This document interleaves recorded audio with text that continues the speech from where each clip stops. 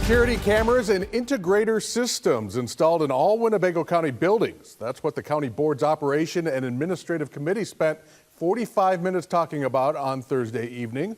WIFR reporter Anthony Ferretti talks with the committee member and someone from the Sheriff's Office about what this project entails and what still needs to be addressed. Winnebago County Chief Deputy Rick Saganek says this project's been an ongoing discussion for the last year and a half, and it's important to find the best company for the job for this multi-million-dollar investment. This purchase is going to be in the area of $8 to $10 million.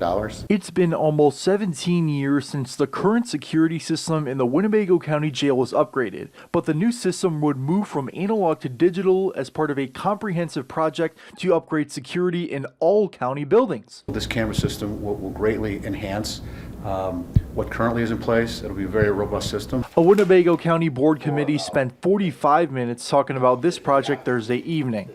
Member Paul Arena says he wants to ensure no unforeseen costs will arise.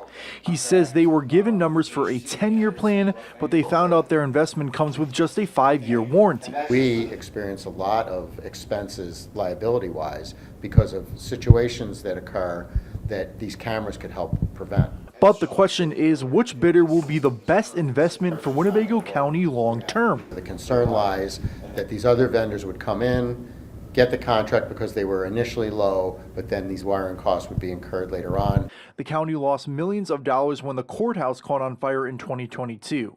The county says this more comprehensive system will help them avoid this. If there's a in-progress incident happening, we would be notified that there's someone in the building. We'd be able to respond and proactively get that person out.